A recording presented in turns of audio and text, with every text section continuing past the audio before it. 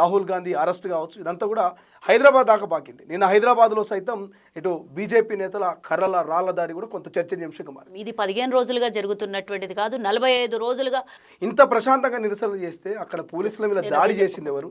అక్కడ ఒకరి మీద ఒకరు రాళ్ళు విసురుకున్నది ఎవరు? పీఠం కదులుతుందేమో అని భయంతోని వాళ్ళు తప్పు చేసిన దానికి క్షమాపణలు చెప్పడానికి కూడా సిగ్గు కాదు, అహంకారం, తల బిరుసుతనం, బలుపు. పోలీసులపై నిరుద్యోగులు రాళ్ల దాడి చేసిరని మీరు నేను మిలిటరీ వేషాలలో ఉన్న బీజేపీ కార్యకర్తలా ఆర్ఎస్ఎస్ కార్యకర్తలా చెప్పండి నాకు.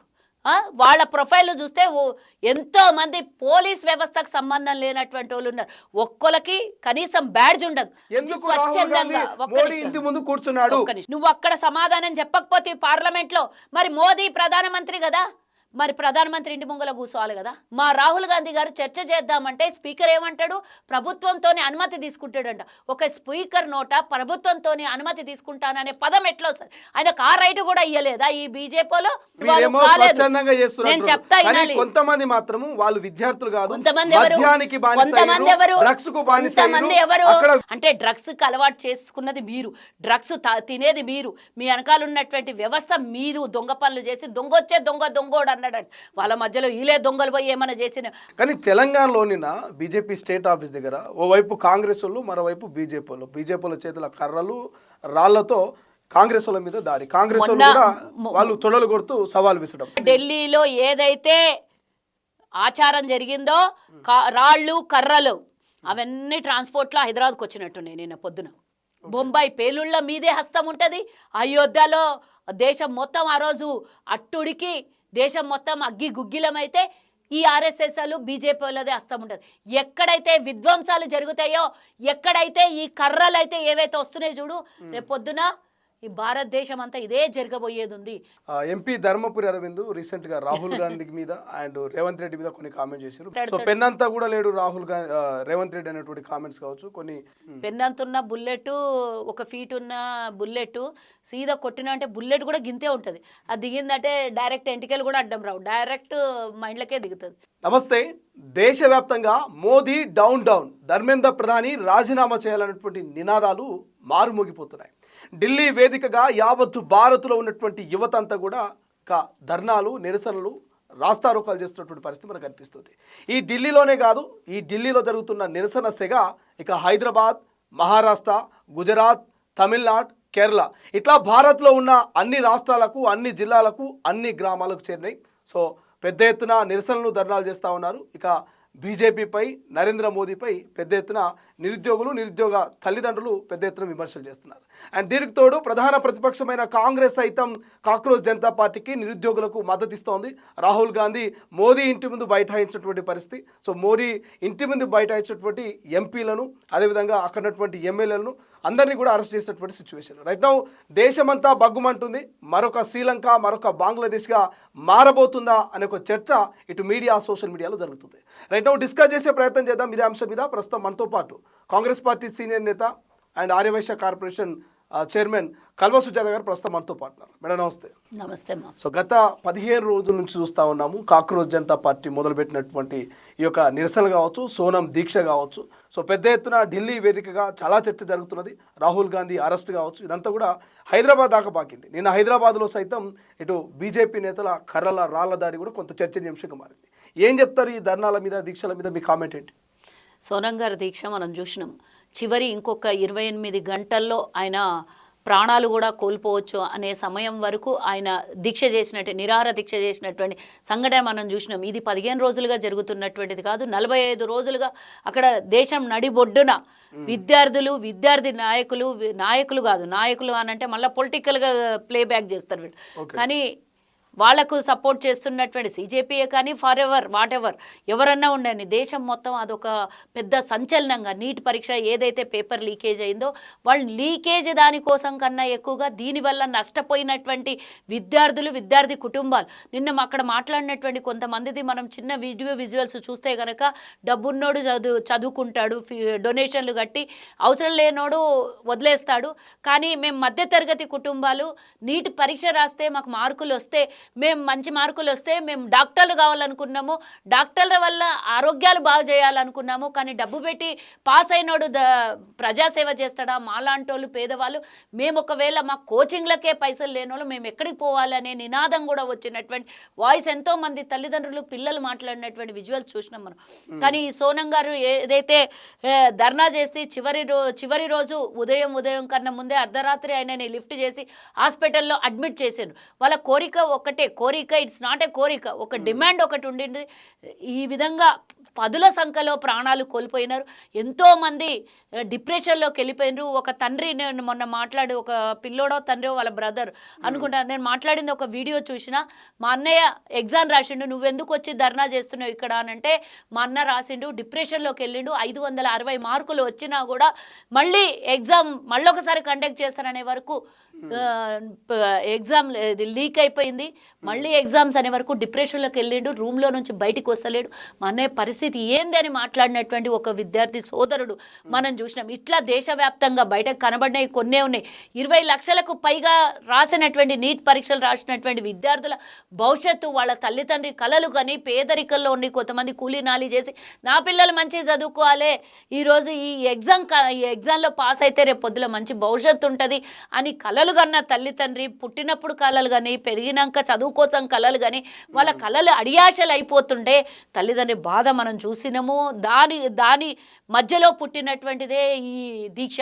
మరి ఈ దీక్షలో భాగంగా మన కేంద్ర విద్యాశాఖ మంత్రి రాజీనామా చెయ్యాలి అనేది నినాదం తీసుకొని వచ్చిండ్రు.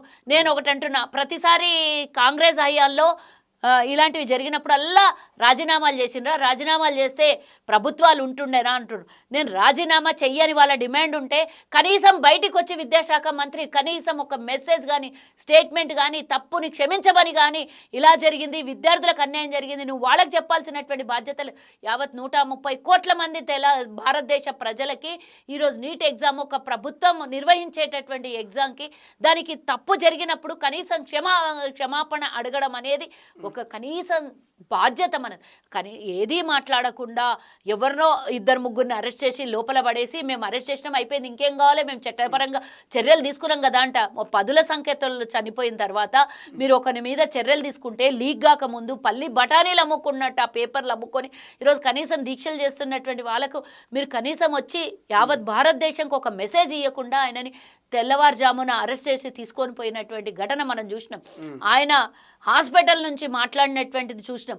మీరు దిగి వచ్చి భారతదేశం ప్రజలకి రాజీనామానన్న చేయండి, క్షమాపణ అడగండి, ఈ పరీక్షలకు బాధ్యులని మీరు ఒప్పుకోండి, చర్చలకు రండి అని వారు చేసినటువంటి డిమాండ్లో, లేదా అప్పుడైతే నేను ఇలాంటి విరమణలన్నీ వదిలేస్తాను, నేను కామన్ మ్యాన్గా ఉంటాను అని ఆయన మాట్లాడిన తర్వాత, లేదా అందరికీ పిలుపులు ఇస్తున్నాను దీక్ష ఇక్కడ మరి ఢిల్లీకి అందరినీ పిలిచాడు ఆయన.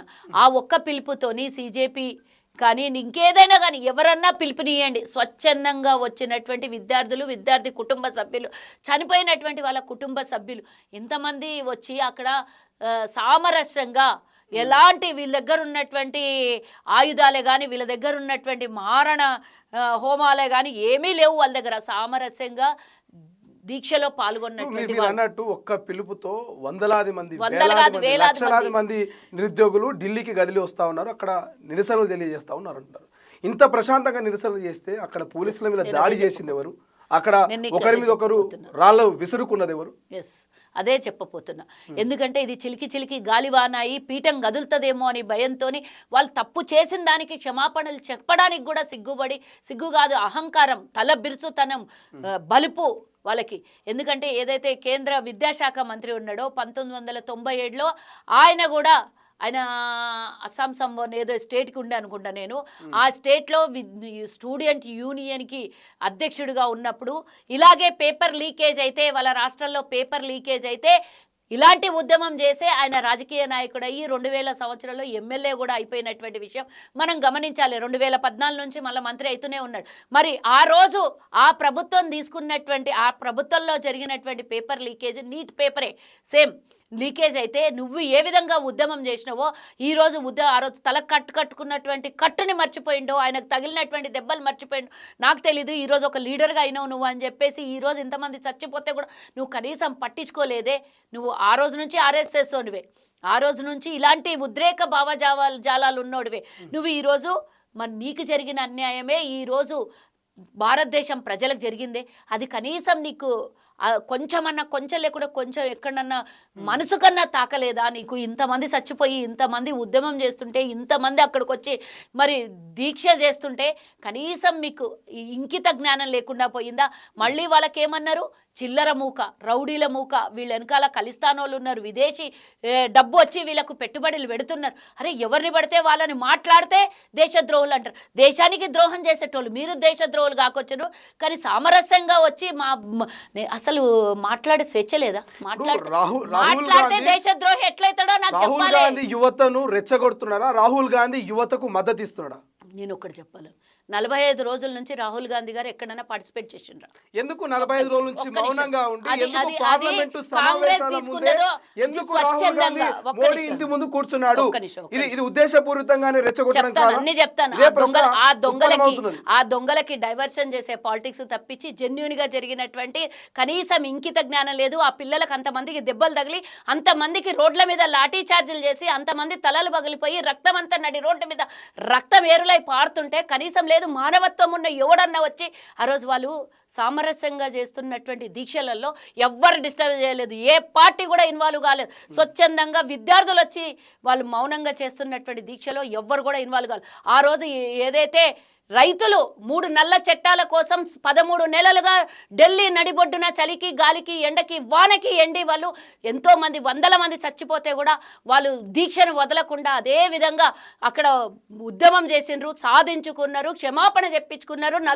3 నల్ల చట్టాల వాపస్ తీసుకునేటట్టు మోదీ క్షమాపణ చేసినట్టు ఆ ఉద్యమం చేసినటువంటి రైతాంగం మొత్తం అది. నిన్న కూడా విద్యార్థి యువత వాళ్ళ తల్లిదండ్రులు స్వచ్ఛందంగా చేసింది. పొలిటికల్ రంగు పుయ్యొద్దు అని ఎవ్వరు కూడా స్వచ్ఛందంగా చేస్తున్నారు. కొంతమంది మాత్రము వాళ్ళు విద్యార్థులు కాదు, మద్యానికి బానిసయ్యారు, డ్రగ్స్ కు బానిసయ్యారు, అక్కడ విధులు నిర్వహిస్తున్న పోలీసుల మీద, ఎవరైతే దొంగలు ఇంతమందికి ఈ రోజు కారకులు ఇంతమంది బాధపడుతుండడానికి కారకులైన దొంగలే ఇలాంటి మాటలు వాడు. దేశంలో కాదు, ఈ రోజు ప్రపంచ దేశాలు కూడా అది లైవ్ టెలికాస్ట్ చేసేది. ప్రపంచ దేశాలు కూడా మాట్లాడుతోంది. ఈ రోజు మరో బెంగాలో లేకపోతే మరో నేపాల్లో అయ్యేటట్టు పరిస్థితి వచ్చింది అనేది ప్రపంచ దేశాలు మాట్లాడుతుంటే అక్కడ మద్యానికి బానిస సిగ్గు శర లేదా? మీ కడుపుకు అన్నం తినరారా దొంగల్లారా? వాళ్ళ పిల్లలాడ కూర్చొని దీక్షలు చేస్తుంటే అక్కడ వాళ్ళకు అంటే నిరాహార దీక్ష వేరే, దీక్షలు వేరే. నిరాహార దీక్ష వేరే, దీక్షలు వేరే. నిరాహార దీక్ష చేస్తున్న వాళ్ళకి సంఘీభావం కోసం వేలాది మంది తరలిస్తే వాళ్ళు భోజనాలు చేయొద్దా? అంటే మీ ఉద్దేశం ఏంది? వాళ్ళు తినొద్దు, చచ్చిపోవాలి, అట్లనే చచ్చిపోతే మనకు ప్రశ్నించేటోళ్ళు ఉండొద్దు అనేదే కదా మీరు ఇట్లాంటి మాటలు మాట్లాడు. స్వచ్ఛందంగా విదేశాలలో నుంచి స్విగ్గీ జొమాటోలలో ఫుడ్ ఆర్డర్ పెట్టి వాళ్ళకు పేరు ఊరు తెలియని వాళ్ళు కూడా ఎంతోమంది వాళ్ళకు స్వపర్యలు చేసిండ్రు. వాళ్ళకి అట్లాంటిది కూడా మీకు కనికరం లేదే? ఎవరో ఏమో వాళ్ళ సొంత ఖర్చులు పెట్టుకొని పిల్లలందరూ అక్కడికి వచ్చి ఉద్యమం చేస్తుంటే దాని మీద మీ ఏడిపోయిందిరా దరిద్రుల్లారా? అంటే డ్రగ్స్కి అలవాటు చేసుకున్నది మీరు, డ్రగ్స్ తినేది మీరు, మీ వెనకాల ఉన్నటువంటి వ్యవస్థ మీరు దొంగ పనులు చేసి దొంగొచ్చే దొంగోడు అన్నాడు. వాళ్ళ మధ్యలో ఈలే దొంగలు పోయి ఏమైనా చేసిన వాళ్ళు తింటున్న భోజనాన్ని వెక్కిరించే విధంగా బిర్యానీలు తింటున్నారు. ఈడొకటి ఉంటుంది, ఆమె రాములమ్మ అనేట ఆమె మాట్లాడే మాటలకి సిగ్గుపోయింది నాకు. ఒక తెలంగాణ ఆడబిడ్డగా ఆమె ఒక తల్లి కనీసం ఉందో లేదో నాకు తెలియదు, ఆమెకు పిల్లలు ఉన్నారో లేదో, కనీసం సోదరన్న అయ్యి ఉంటుంది, ఆమె ఇంకొక కడుపులో పుట్టిండొచ్చు. బిర్యానీలు తింటుర్రు వాళ్ళు, రౌడీలు వాళ్ళు, ఖలిస్తాన్ వాళ్ళని మాట్లాడినటువంటి ఆమెకి ఈరోజు తెలంగాణలో, నేను భారతదేశం వివిధ రాష్ట్రాల గురించి మాట్లాడలేదు, ఇక్కడ ఉన్నటువంటి బత్తాయిలు పోషించి వాళ్ళకి డబ్బులు ఇచ్చి మాట్లాడిస్తున్నటువంటి వాళ్ళు తల్లులుగా ఆడతనం మరి ఒక తల్లిగా ఒక బిడ్డ నడి రోడ్డు మీద కూర్చొని ఈరోజు వాళ్ళు నిరసన తెలియజేస్తుంటే ఆ నిరసన వాళ్ళ కడుపుకు అన్నం కూడా తినొద్దా? వాళ్ళు బిచ్చపోలా బికారోలా రోడ్ల మీద కొంచెం అన్నం కూడా తినలేరు వాళ్ళు. ఎవరో తెచ్చి అక్కడ కూర్చుంటే సేవలు చేసి ఎవరో భోజనాలు పెడుతుంటే తింటే దానికి ఈమెదేం నొచ్చిందో నాకు తెలియదు. కానీ 15 రోజుల కింద ఆమె వీడియోలు తెగబెట్టేసింది. ఈరోజు మాట్లాడమ్మా, నువ్వు ఇంతమందిని దెబ్బలు కొట్టి ఇంతమంది రక్త తర్పణం చేసినటువంటి నువ్వు అడిగిన ఒక ప్రశ్న నాకు, రక్త తర్పణాలు ఆ భూమి గడ్డ మీద ఎన్నిసార్లు ఇలాంటివి జరుగుతాయి? ప్రతిసారి బీజేపీ ప్రభుత్వం ఉన్న 18 ఏళ్ల నుంచి ప్రతిసారి ఇలాంటి ఉద్యమాలు జరుగుతూనే ఉన్నాయి. అక్కడ నేను అడుగుతున్న, ఇక్కడ ఎవరైతే వాళ్ళకి సపోర్టర్గా నిలబడ్డారో రాళ్ళు తెచ్చింది ఎవరు? అక్కడ ఫస్ట్ ప్రశ్నించాల్సింది. వాళ్ళేం లారీలు ఆడ లోడ్లు తెచ్చిపెట్టరే?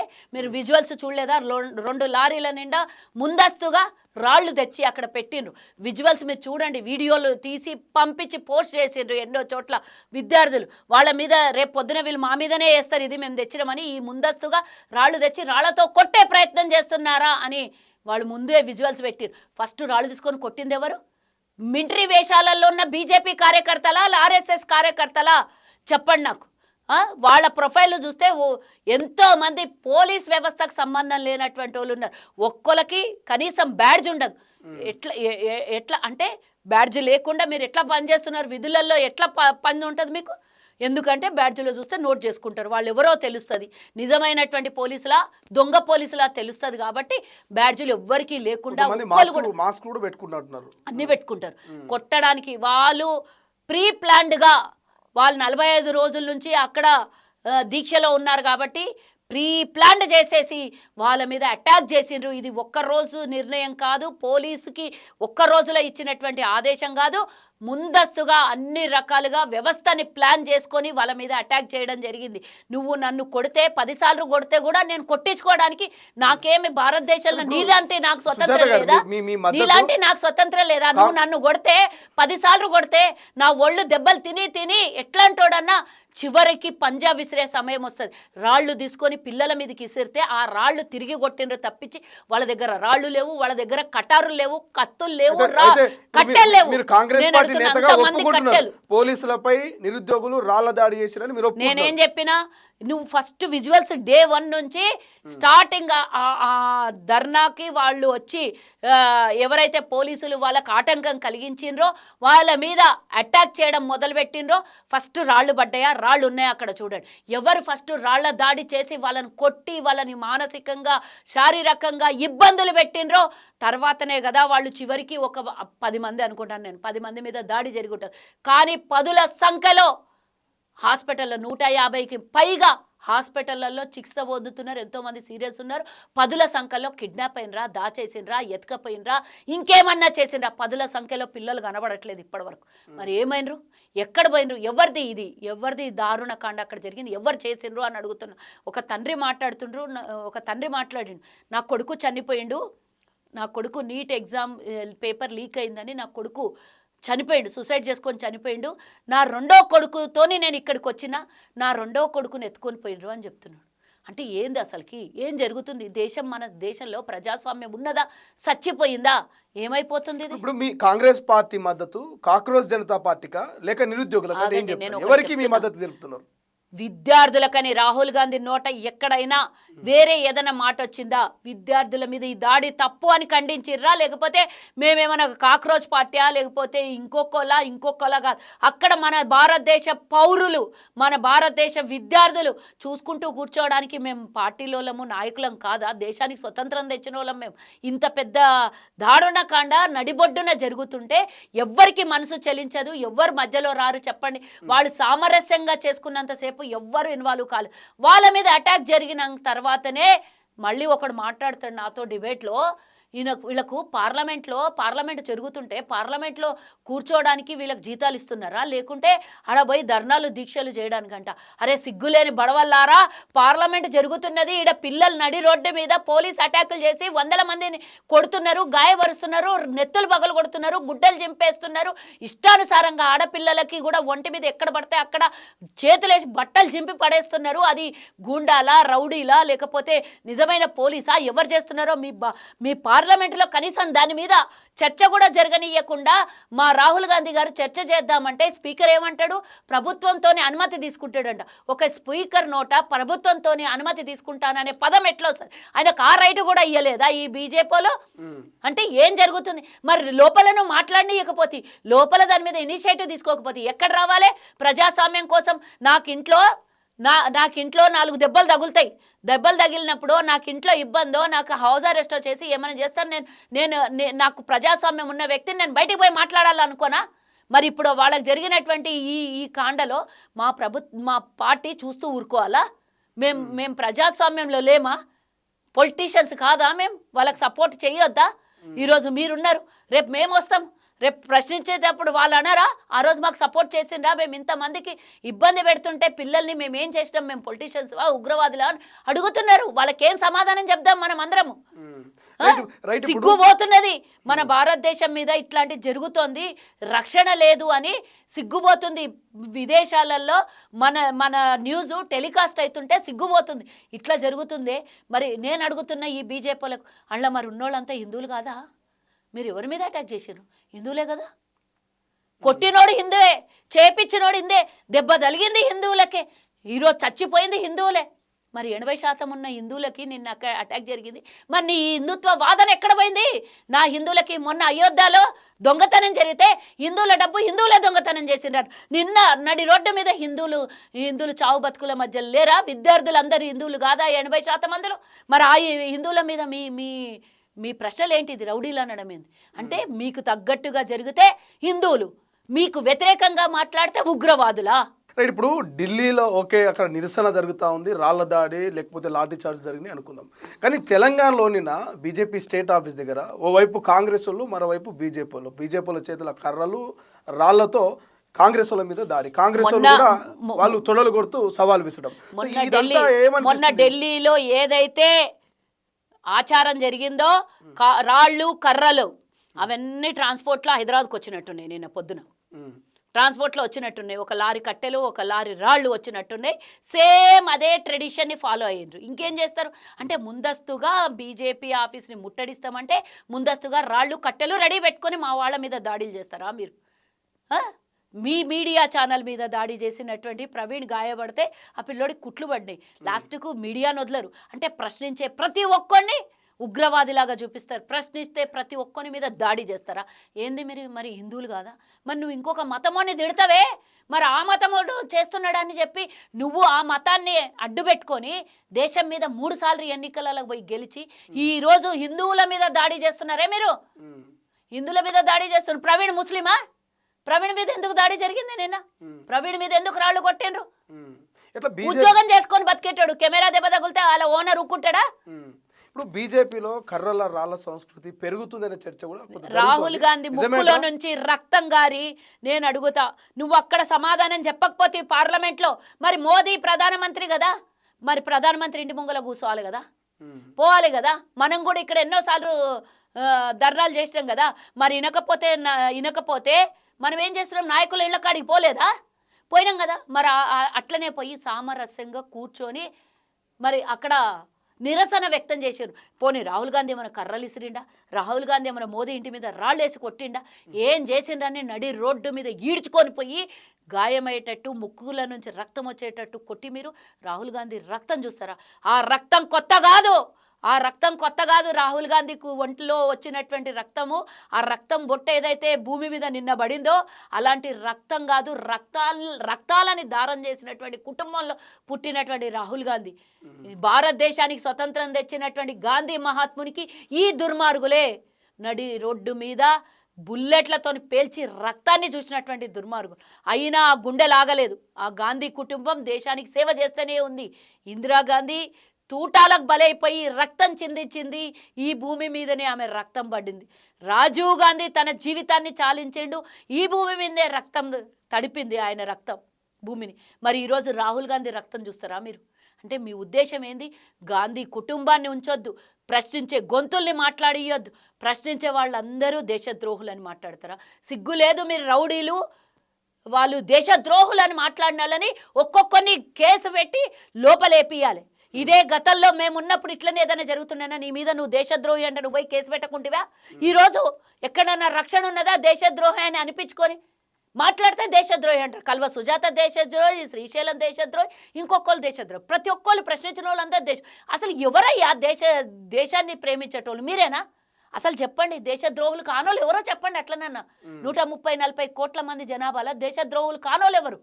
కేవలం బీజేపీ వాళ్ళేనా దేశభక్తులు? నాకు ప్రశ్న వస్తుంది, దేశభక్తులు మీరేనా?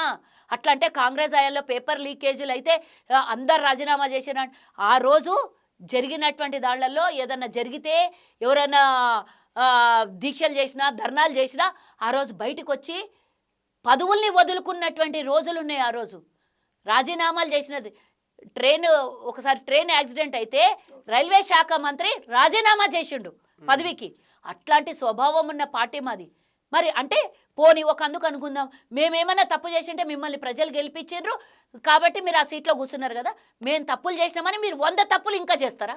నేను ఒకసారి చెప్తా, మిమ్మల్ని అడుగుతున్నా నేను ప్రశ్న. అంటే తప్పులు చేసి కాంగ్రెస్ చేసింది కాబట్టి మేము చేస్తున్నామని చెప్పుకుంటారా? ఏం చెప్తున్నారు? 2G స్కామ్ అని చెప్పారు, నిరూపించారా? ఇప్పుడు 5G స్కామ్ మీరు చేస్తారు, ఏం నిరూపించారు? మమ్మల్ని మీరు మా మీద పెట్టిండ్రు అంతే, మా మీద ముద్రేసిండ్రు అంతే. బొంబాయి పేలుళ్ళ మీదే హస్తం ఉంటుంది. అయోధ్యలో దేశం మొత్తం ఆ రోజు అట్టుడికి దేశం మొత్తం అగ్గి గుగ్గిలమైతే ఈ ఆర్ఎస్ఎస్లు బీజేపీ వాళ్ళదే హస్తం ఉంటుంది. ఎక్కడైతే విధ్వంసాలు జరుగుతాయో, ఎక్కడైతే ఈ కర్రలు అయితే ఏవైతే వస్తున్నాయో చూడు, రేపొద్దున ఈ భారతదేశం అంతా ఇదే జరగబోయేది ఉంది.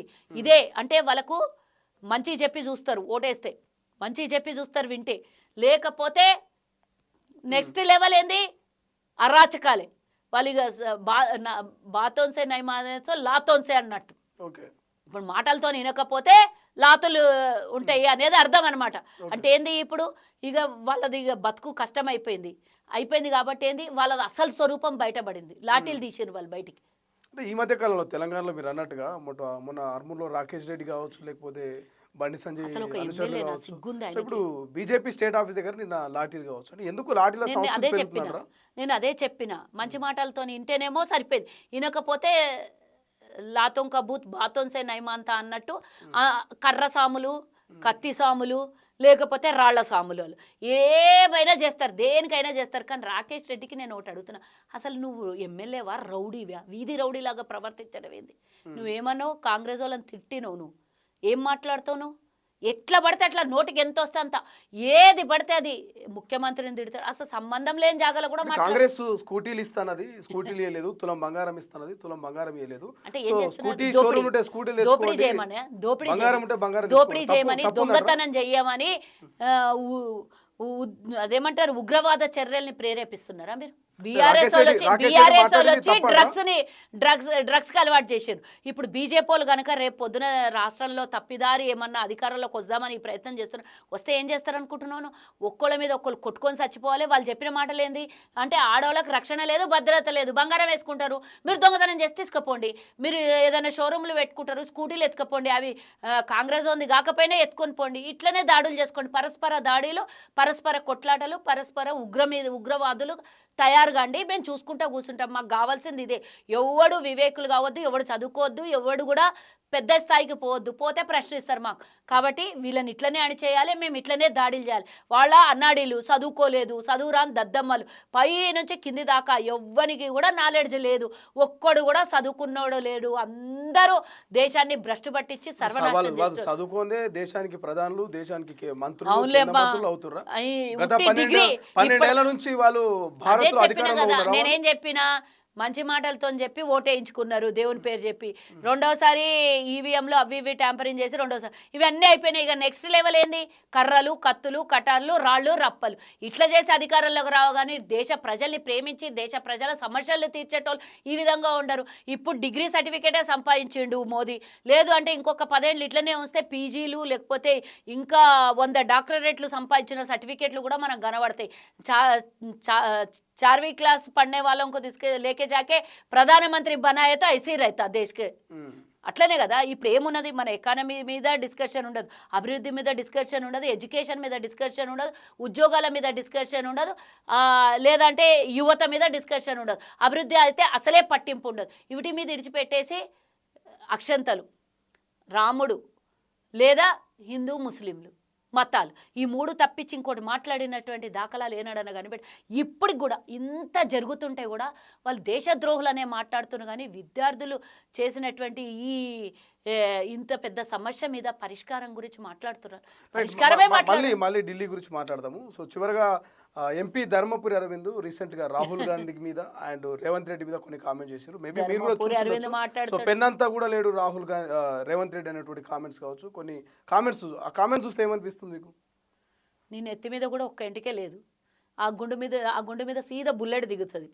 పెన్నంతున్న బుల్లెట్, 1 ఫీట్ ఉన్న బుల్లెట్ సీదా కొట్టిన అంటే బుల్లెట్ కూడా గింతే ఉంటుంది. అది దిగిందంటే డైరెక్ట్ ఎంటికలు కూడా అడ్డం రావు, డైరెక్ట్ మైండ్లకే దిగుతుంది. మరి నీకు నేను అట్లా అనొచ్చు కదా, నేను కూడా బుల్లెట్ కూడా గింతే ఉంటుంది, దింపితే సీదా వెళ్ళిపోతుంది. మరి అట్లాంటి మాటలు కూడా నేను మాట్లాడచ్చు. నువ్వు రేవంత్ రెడ్డికి మాట్లాడే స్థాయి నీది ఏమున్నది? అసలు నువ్వు బతికేడా, నీ రాజకీయ జీవితమేడా, మీ నాయనని అడ్డం పెట్టు. నేను ఒకటి చెప్తున్నా, అరవింద్కి ఒక మాట అడుగుతున్నా నేను. రేవంత్ రెడ్డికి ఎన్నో మాటలు అన్నాడు, నాకు అవన్నీ 2-3 మాటలు మాట్లాడాలంటే కూడా నాకు గలీజ్ అనిపిస్తున్నాయి. కానీ నేను అడుగుతున్నా, ఇవన్నీ ఏం మాటలు, ఇవన్నీ ఏంది దేశద్రోహుల మాటలని మాట్లాడిండు రేవంత్ రెడ్డికి.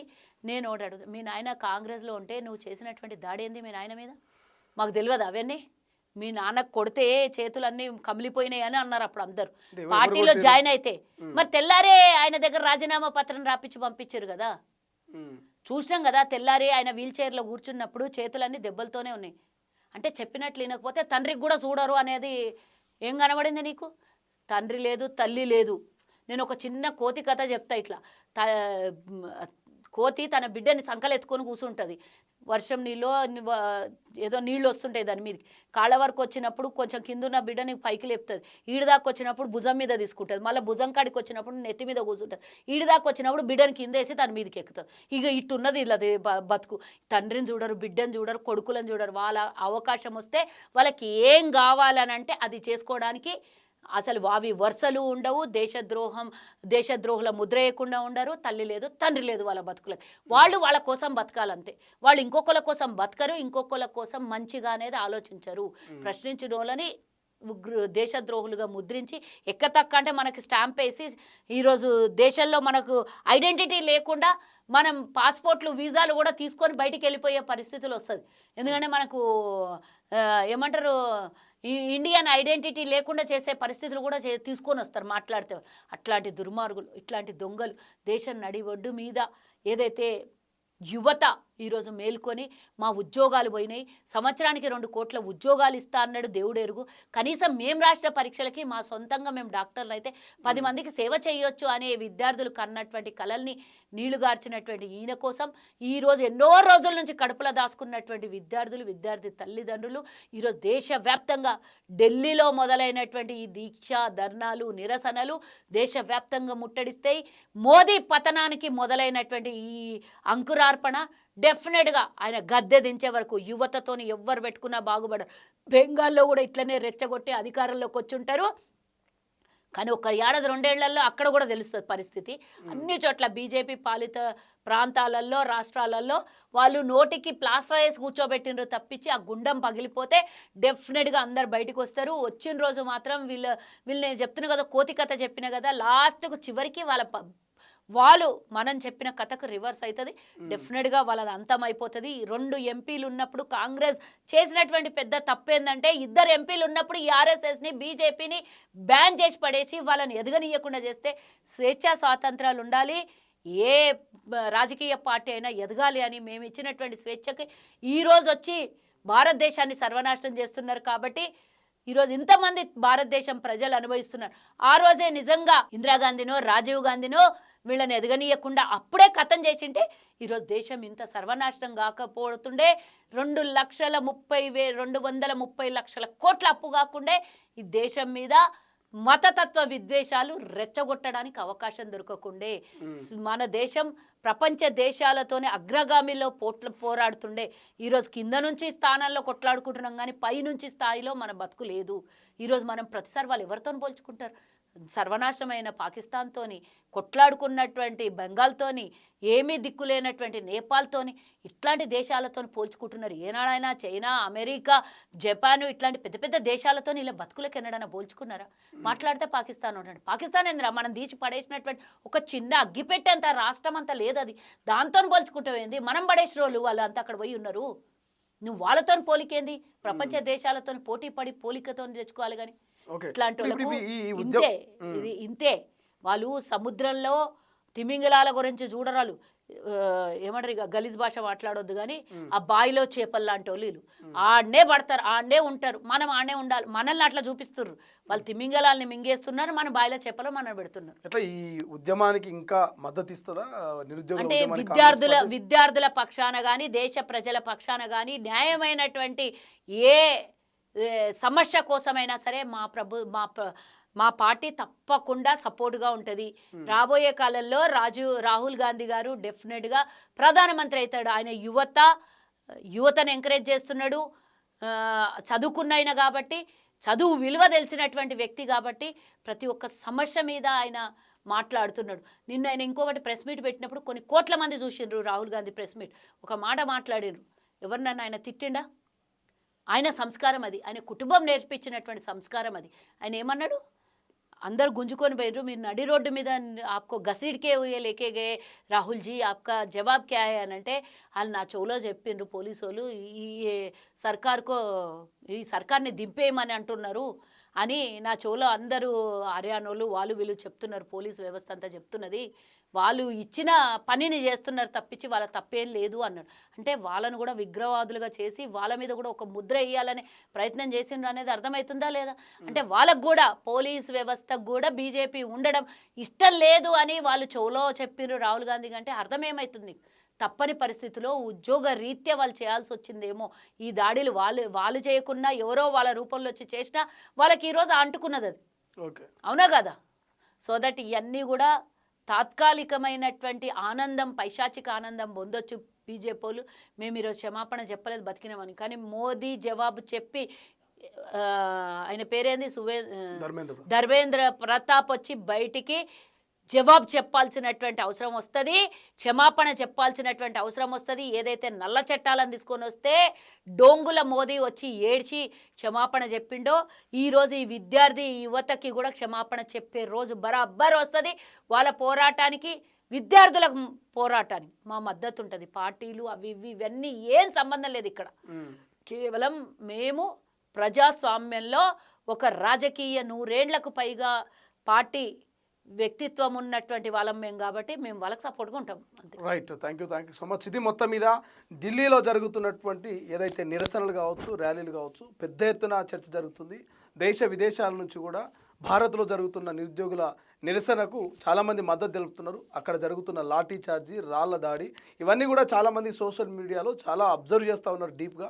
అనేక మంది వారికి మద్దతుగా ఇన్స్టా, ఫేస్బుక్, యూట్యూబ్లో పోస్టులు పెడతా ఉన్నారు. యువత కొట్లాడుతుంది కరెక్టే అంటూ పెద్ద ఎత్తున మద్దతు తెలుపుతున్నారు. రైట్, చూద్దాం ఏం జరుగుతుంది, ఈ ఉద్యమం ఎక్కడ దాకా పోతుంది అనేది.